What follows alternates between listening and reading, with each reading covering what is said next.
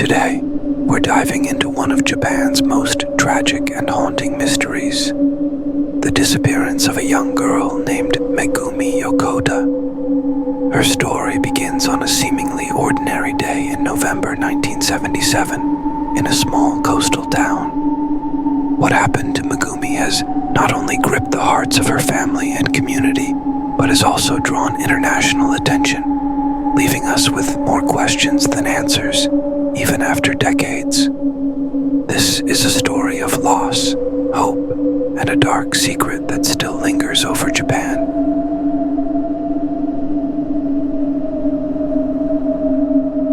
Niigata Prefecture, located on Japan's western coast, is known for its peaceful atmosphere, with scenic views of the Sea of Japan and small towns where everyone knows each other.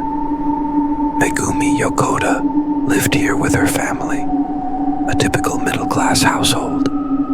Her father was a bank manager and her mother a housewife, dedicating herself to the upbringing of her 3 children.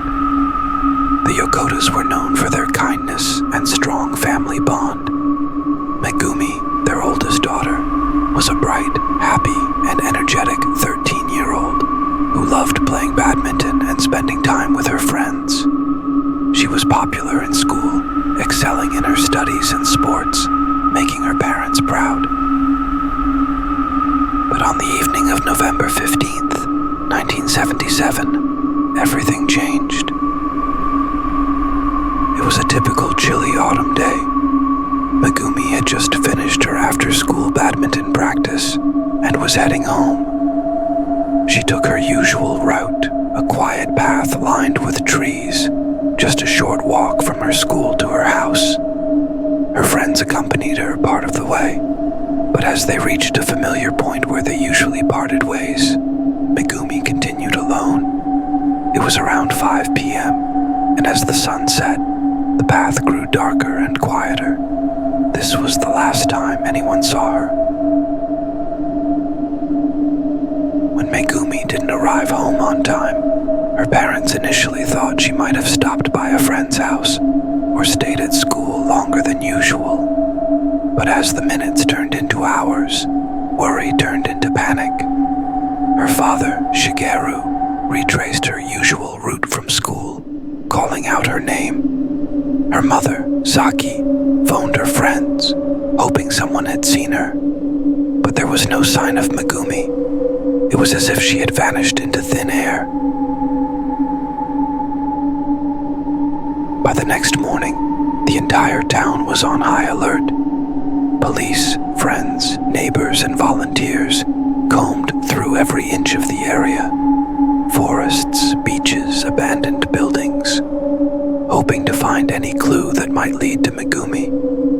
Flyers with her picture were posted everywhere, and the media covered the story extensively. Megumi's family was overwhelmed with fear and uncertainty, clinging to the hope that she might be found safe. But days turned into weeks, and weeks into months, with no trace of Megumi ever being found. The police investigation, however, did yield one peculiar piece of information. On the evening of her disappearance, several witnesses reported seeing a suspicious man in a car near the area where Megumi was last seen. Some even claimed they heard a girl scream. But this lead, like so many others, went cold. As the years passed, the Yokota family faced not only the pain of losing their daughter, but also the harsh reality that they might never know what happened to her. Then, in 2002, a shocking revelation turned the Yokota's world upside down. After years of speculation, the Japanese government announced that Megumi, along with several other Japanese citizens, had been abducted by North Korean agents. The government revealed that these abductions were part of a bizarre and sinister plan by North Korea to train spies in Japanese language and culture. Megumi was taken across the sea to a foreign land, isolated from her home, family, and everything she knew.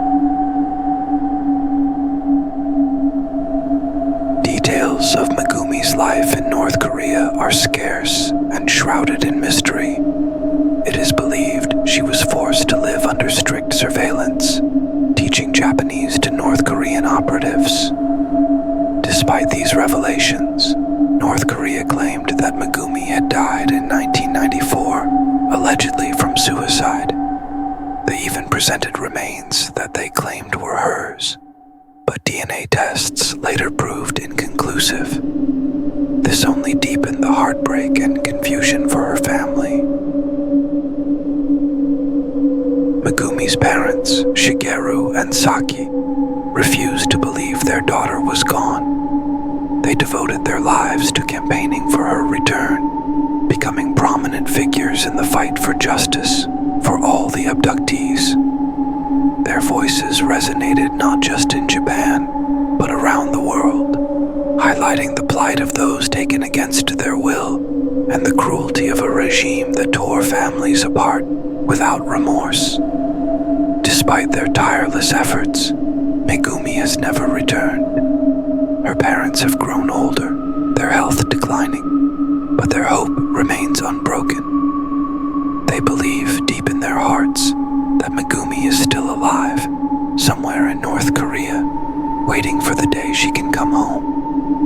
They have turned their grief into strength, their pain into a powerful plea for justice, for their daughter and for the countless others who have been silenced. Today, Megumi's story is a haunting reminder of the human cost of political conflict. Her disappearance is more than just an unsolved mystery. It is a symbol of unresolved grief and the enduring power of hope. Her parents continue to appear on television, at rallies, and even before international bodies, sharing Megumi's story with the world. They have dedicated their lives to keeping her memory alive, believing that one day their voices will be heard and their daughter will come back to them. For the people of Japan and for the world, Megumi Yokota is not just a name or a face on a missing persons flyer. She is a daughter, a sister, and a victim of unimaginable cruelty. Her story, though heartbreaking, is also one of incredible resilience and love.